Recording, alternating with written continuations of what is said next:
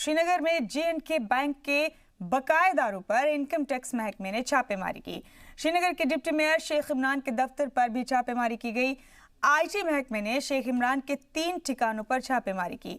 इनमें से बेंगलुरु और दिल्ली के ठिकाने भी शामिल हैं। ऑफिसर्स ने एक साथ श्रीनगर में 8, दिल्ली और बेंगलुरु में एक जगह पर छापेमारी की।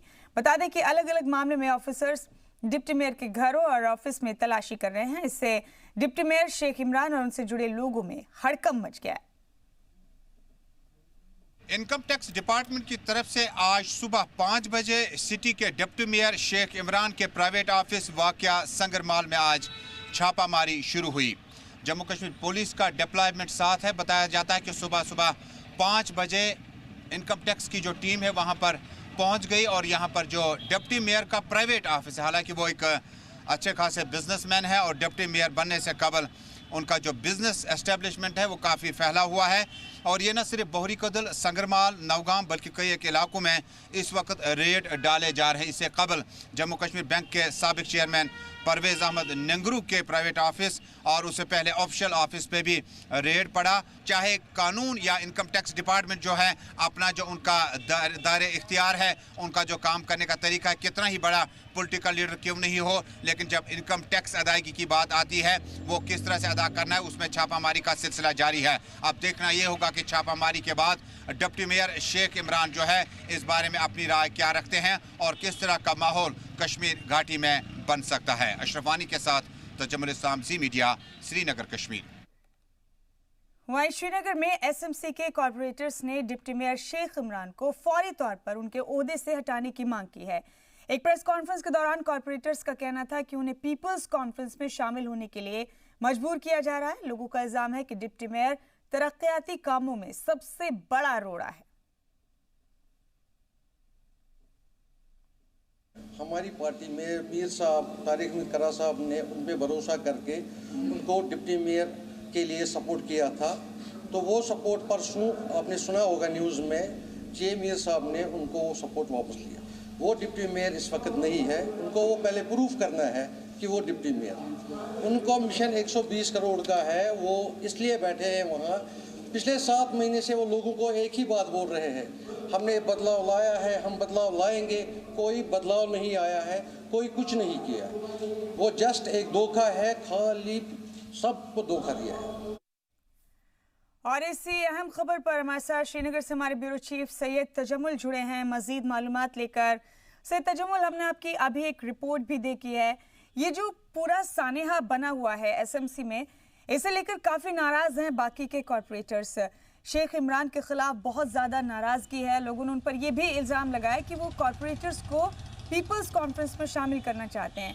तो अभी क्या माहौल है? शेख इमरान का क्या वर्जन है, इसमें क्या चल रहा है यहाँ पर?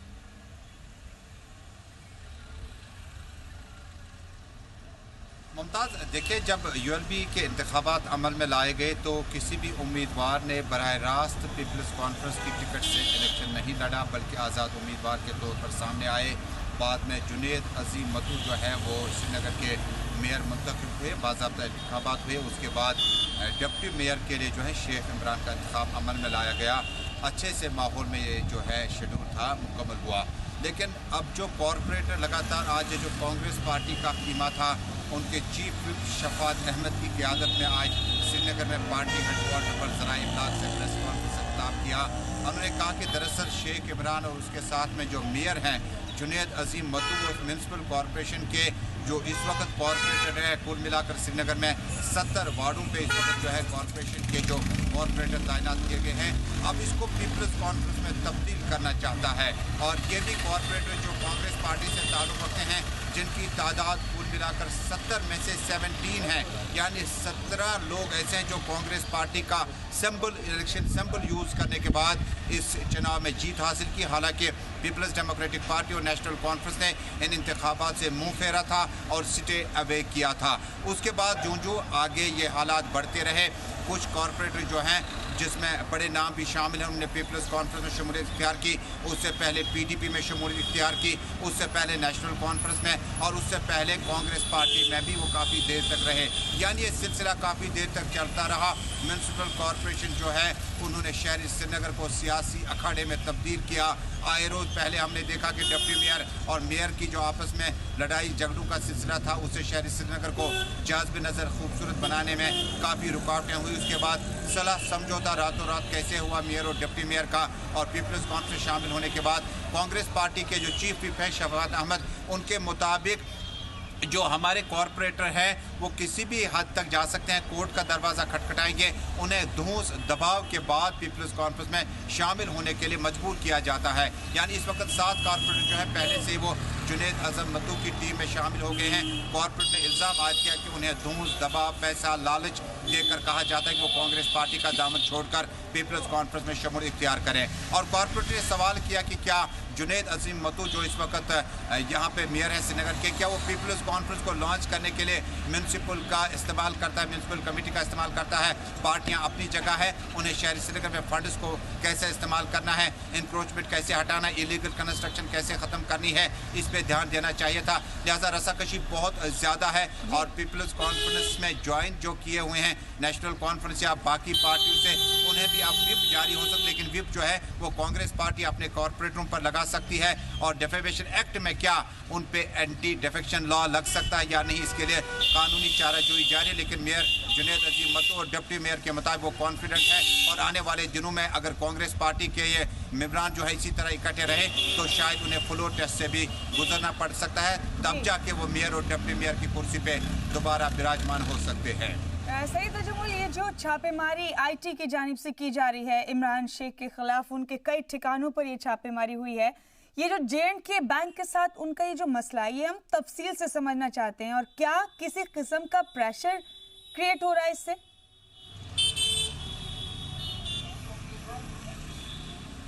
देखिए, जब हम इनकम टैक्स इदारे की बात करें, एक बेहतर इदारा है, इसकी क्रेडिबिलिटी बहुत ज़्यादा है। और अभी कुछ देर पहले हमारी बातचीत हुई है डिप्टी मेयर शेख इमरान से, उन्होंने कहा कि वो तमाम तर ताउन देने के लिए तैयार हैं।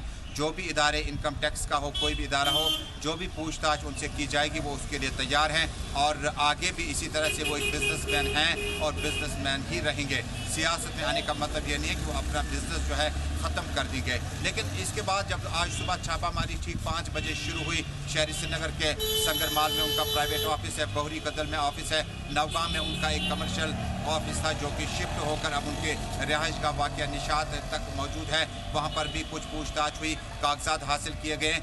अब जो मामला है कि जम्मू कश्मीर बैंक के पास कि इस वक्त जो कनेक्टेड इसको कैसे कर सकते हैं जम्मू कश्मीर बैंक और इनकम टैक्स इदारों के बीच में, वो साफ तौर पर बात है कि जो वाजिबुल अदा पैसा अभी शेख इमरान का है, जो कंपनी ने कहवा ग्रुप के नाम से कर्जा हासिल किया था, जिनके बारे में बताया जाता है कि 120 करोड़ के आसपास है। और बाकी बिजनेस एस्टेब्लिशमेंट्स में जो NPs अकाउंट हुए, काफ़ी अकाउंट्स ऐसे हैं जिनमें ट्रांजैक्शन बराई नाम रही। यही वजह रही कि अगर आपने लोन हासिल किया था, अगर आपका बिजनेस यूनिट बंद हुआ था, तो आपका जो पैसा हासिल करने का जो कर्जा आपके पास था वो हासिल क्यों नहीं कर पाए। लिहाजा काफ़ी ज़्यादा इसमें अड़चनें आ रही हैं। जहाँ पर इनकम टैक्स ने कागजात हासिल किए, उसके बाद कुछ सबूत भी साथ में लाए थे कि जम्मू कश्मीर बैंक को भी अभी पैसा वाजिबुल अदा है। और यही वजह है कि जम्मू कश्मीर बैंक के साथ साथ कहवा ग्रुप्स और बाकी जो बिजनेसेस इमरान शेख अपने पास रखे हो, जो कि चेयरमैन उन ग्रुप्स के अभी भी हैं, उनका जो वाजिबुल अदा रकूमात है वो किस तरह से वापस आ जाएगा। और मुझे लगता है कि आने वाले दिनों में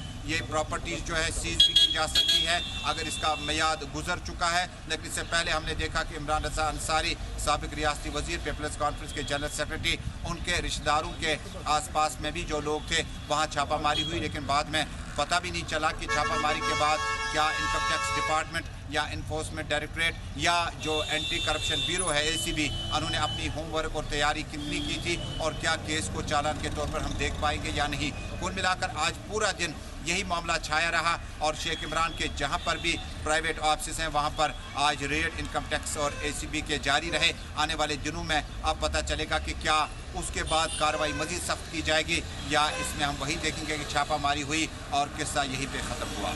तो सैयद तजमुल, बहुत कुछ इस छापेमारी के बाद के नताइज पर मबनी है। किस किस्म के रिजल्ट सामने आते हैं छापेमारी के बाद? IT डिपार्टमेंट को कोई ऐसी मुतनाज़ा चीज़ नज़र आती है, कोई ऐसी चीज़ नज़र आती है जो ऑब्जेक्शनेबल है, तो उसके बाद SMC का सिनेरियो भी चेंज हो सकता है, क्या फ्लोर टेस्ट भी हो सकता है? ये तमाम चीज़ें हैं जो लोग जानना चाहते हैं रियासत के मुतालिक।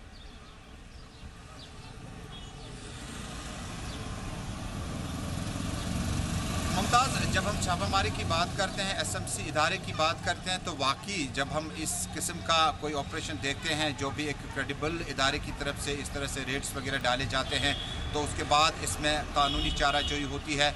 अगर आप इस रेड को ऊन करते हैं, जिस तरह से शेख इमरान ने स्टेटमेंट दिया आपसे कुछ देर पहले, उन्हें कहा कि वो कानून की भरपूर तरीके से ताउन करेंगे और जो भी इसमें इदारे तहकीकात करेंगे वो इदारे तहकीकात करना चाहें तो कर सकते हैं। लेकिन ताउन के साथ साथ वाकई ये बात जो है काबिल गौर है कि आने वाले दिनों में जो बिजनेस यूनिट्स हैं और उनकी जो इस वक्त कंडीशन है, इस वक्त उनका जो स्टेटस है वो किस तरह से है, क्या वो फंक्शनल है भी या नहीं, क्योंकि शेख इमरान बता रहे हैं कि उनका जो वाजिबुल अदा पैसा जम्मू कश्मीर बैंक के पास है, काफ़ी पैसा वापस किया गया है और जो पैसा रह गया है उन्होंने कुछ प्रॉपर्टीज़ बेच दी है जो कि मुल्क में मुल्क से बाहर किसी भी जगह पे हों, वो प्रॉपर्टी उन्होंने सेल की है सिर्फ इसलिए कि वो जम्मू कश्मीर बैंक का कर्जा जो है वापस करना चाहते हैं। लेकिन इनकम टैक्स का मामला एक अलग सा है और ये साफ तौर पर बताता है कि जिस मकसद के लिए शेख इमरान ने चेयरमैन की हैसियत से मुख्तलिफ कहवा ग्रुप्स और बाकी जो कमर्शियल उनकी साइट्स हैं उनके लिए पैसा लिया था, क्या उसका इस्तेमाल वाकई होता है जब आप लोन हासिल करते हैं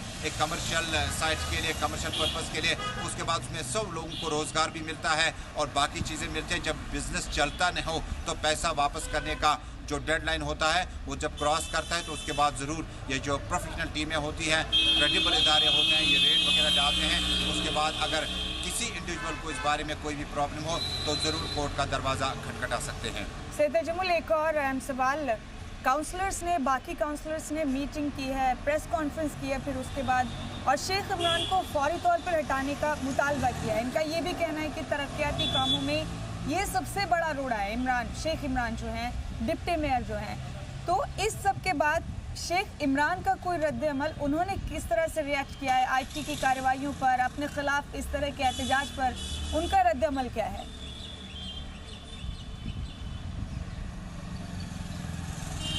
देखिए, जब कांग्रेस कॉरपोरेटर की बात करें, जब प्रेस कॉन्फ्रेंस उन्होंने की तो उसके बाद उन्होंने जुनैद अजीम मत्तू के साथ साथ शेख इमरान का भी नाम लिया। यहाँ पे ये बात हैरानकुन तौर पर देखनी चाहिए कि शेख इमरान कांग्रेस पार्टी के सपोर्ट से ही डिप्टी मेयर बने थे।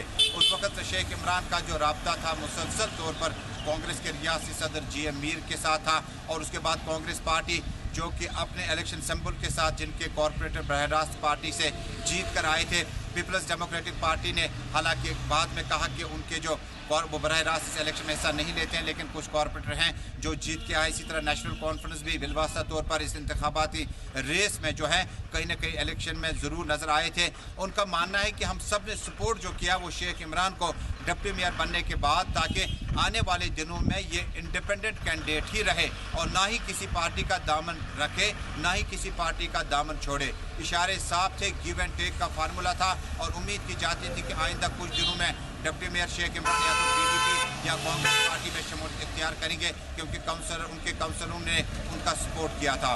उसके बाद जब शेख इमरान ने आज अपना रद्द-ए-अमल जाहिर किया और सबसे पहले जी सलाम से ही उन्होंने बातचीत की, उन्होंने साफ तौर पर कहा कि जो ये मामलात है म्यूनसिपल कॉरपोरेशन के, दरअसल यहाँ ख़ानदानी सियासी राज चल रहे हैं। नेशनल को उन्होंने नाम लेते हुए कहा कि नेशनल कॉन्फ्रेंस और पीपल्स डेमोक्रेटिक पार्टी अपने से बाहर इस इक़्तिदार को जाने नहीं देना चाहते हैं और जब गैर सियासी घराने से कोई शख्स डिप्टी मेयर की कुर्सी पे पहुंचता है या मेयर की कुर्सी तक पहुंचता है तो उन्हें ये चीज़ें बर्दाश्त नहीं होती है। लिहाजा इस तरह से तमाम ऑफिसरों का नाम लेते हुए उन्होंने कहा कि जो भी काम हम करना चाहते हैं उसमें अभी भी सपोर्ट जो है कहीं ना कहीं बाहर से PDP या नेशनल कॉन्फ्रेंस मुदाखलत करती है। यानी उन्होंने कोर्ट से अपने बाहर भेजकर PDP और नेशनल कॉन्फ्रेंस की कीमे में डाली और वाज़िया किया कि वो म्यूनसिपल कॉरपोरेशन और शहर की खूबसूरती के लिए काम करते रहेंगे। लेकिन IT रेड्स के हवाले से उन्होंने कहा कि ये इब्तिदा है, अभी स्टार्टर है, आगे जो भी ताउन वो चाहेंगे वो ताउन करने के लिए तैयार है और वो खुद कहते हैं कि वो किसी भी गलती से दोचार नहीं है, बल्कि जो भी उन्हें लोन हासिल किया गया है या जो उनकी कंपनीज बंद हुई है उसका CDR, उसका बाज़ाब्ता तौर पर जो है वर्क ऑर्डर, उसका क्या दायरे इख्तियार रहा है वो गवर्नमेंट को इंटीमेट किया गया है और किन हालात में वो बिजनेस यूनिट्स बंद किए गए हैं उसके लिए भी उन्होंने कागजात वगैरह पहले जमा कराए हैं। लेकिन ये सारी बातें जो है कुछ देर बाद साफ हो जाएंगी कि इनकम टैक्स का जो रेड है ये आगे इस रेड को किस कामयाबी के साथ खुद को हमकिनार कराता है, या शेख इमरान जो है इस इनकम टैक्स रेड के बाद जिस तरह से काफ़ी साबिक वुज़रा जो रहे हैं उनके घरों पर, उनके ऑफिस पर, उनके रिश्तेदारों के घरों पे छापे पड़े, लेकिन बाद में कोई साफ चीज़ सामने नहीं आई। अभी कहना कबल अज़ वक्त होगा कि डिप्टी मेयर अपने दिफा में और गवर्नमेंट अपना जो उनका प्रोसिक्यूटर होगा वो किस तरह से इस केस को चालान के तौर पर कोर्ट में पेश करेगा। तजम्मुल, जब से ये एसएमसी अमल में आई है, ये जो नई वाली एसएमसी अमल में आई है, इस मुद्दत कार में तब से लेकर अब तक लगातार कोई ना कोई किसी न किसी किस्म का तनाज़ा होता रहा है। इससे पहले हमने देखा था एक खातून काउंसलर ने मोस्ट प्रोबेबली मेयर के साथ उनका कोई तनाज़ा था, किसी चीज़ को लेकर उनका कोई डिस्प्यूट था, उसको भी आपने बड़े पैमाने पर कवर किया था। हमने वो रिपोर्ट्स भी लगातार अपने नाज़रीन तक पहुंचाई थी। तो एसएमसी में ये तनाज़ात क्या इस मुद्दत कार में सबसे ज़्यादा हो रहे हैं या अक्सर इस तरह के तनाज़े होते रहे हैं?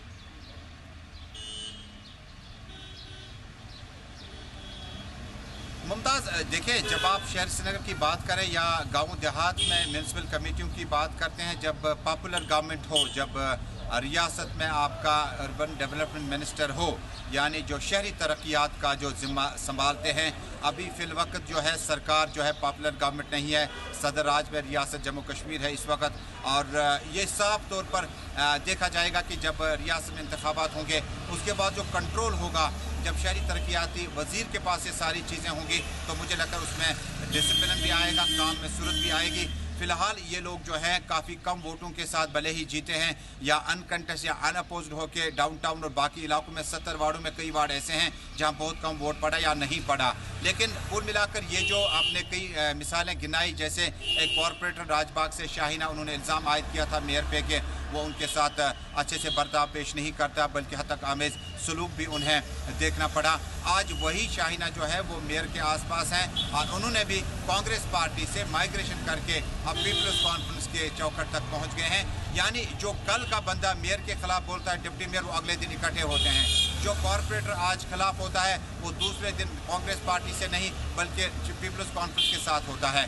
जो कल महबूबा मुफ्ती के सामने 17 कॉरपोरेटर जो शमूलियत इख्तियार करते हैं शेख इमरान के ताउन से, वो दूसरे दिन पीपल्स कॉन्फ्रेंस में एक एक करके शामिल हो जाते हैं। यानी बहुत सारे मामलात हैं कि जिनको लेकर इसमें नज़म शक्नी, इनडिसिप्लिन, ये सारी चीज़ें जो हैं, जब कॉरपोरेटर को ये ओथ दिलाई गई थी उन्होंने शहरी श्रीनगर के लिए क्या कुछ करना है, एंटी डिफेक्शन लॉ उस पर किस तरह से लग सकता है और उन्हें किस तरह से म्युनिसिपल एक्ट के तहत काम करना होगा, मुझे लगता है वो सारी किताबें उन्होंने फ़िलहाल बंद कर दी है। और जो इस वक्त सियासी झगड़े इस वक्त municipal committee, municipal corporation Srinagar में चल रहे हैं, यही हाल बाकी जगहों का भी है। और आज इसी तरह से इलेक्शन कमीशन ने कठुआ ज़िले में 4 ऐसे कॉरपोरेटर को अनसीटेड कर दिया। अब वो नहीं रहेंगे, उन्हें निकाल दिया गया नज़म शक्नी की पादाश में। इसी तरह मुझे लगता है कि श्रीनगर शहर में भी म्युनिसिपल कॉरपोरेशन का जो इस वक्त 70 अफराद का जो कोरम है कॉरपोरेटर्स का, आने वाले दिनों में ज़रूर इलेक्शन कमीशन कुछ नोटिस देगा, क्योंकि कांग्रेस पार्टी ने मन बना लिया कि वो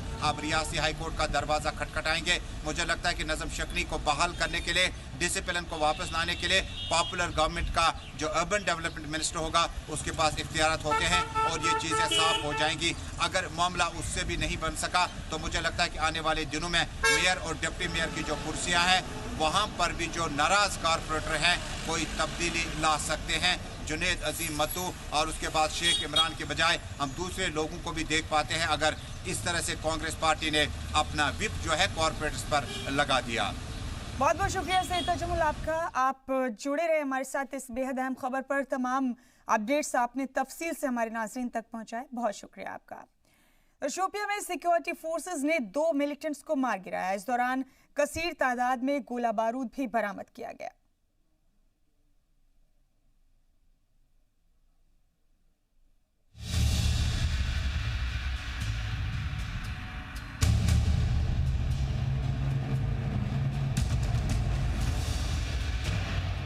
शोपिया में सिक्योरिटी फोर्सेस और मिलिटेंट्स के बीच मुठभेड़ शुरू हुई, जिसमें 2 दहशतगर्दों को मार गिराया। मारे गए दहशतगर्दों के पास से कसीर तादाद में गोला बारूद बरामद किया गया है। न्यूज एजेंसी ANI के मुताबिक सिक्योरिटी फोर्सेस को शोपिया जिले के अवनीरा इलाके में मिलिटेंट्स के छिपे होने का इनपुट मिला था। इसके बाद आर्मी ने फौरन तलाशी मुहिम शुरू की और इलाके की घेराबंदी कर दी। इस बीच छिपे मिलिटेंट्स ने जवानों पर हमला कर दिया। बदले में जवाबी कार्रवाई शुरू की गई, जिसमें अंसार गजवतुल हिंद के दोनों मिलिटेंट्स मार गिराए गए। मारे गए दहशतगर्दों की शिनाख्त कुलगाम के शायर अहमद भट्ट और शोपियां के शाकिर अहमद वगा के तौर पर हुई है। इस ऑपरेशन को आर्मी की राष्ट्रीय राइफल, एसओजी और सीआरपीएफ की जॉइंट टीम ने अंजाम दिया। देखिए, ये एक ऑनगोइंग प्रोसेस है। इसमें हर रोज लगभग कोई ना कोई ऑपरेशन हो रहा है और जिस एरिया में जो 2 मिलिटेंट मारे गए हैं, ये बहुत मिलिटेंसी से ग्रस्त एरिया था पहले से। अब उस एरिया में पहले से बहुत बेहतरी आई और मैं समझता हूं कि 2 मिलिटेंट के मारे जाने से वहां पर हालात और बेहतर होंगे।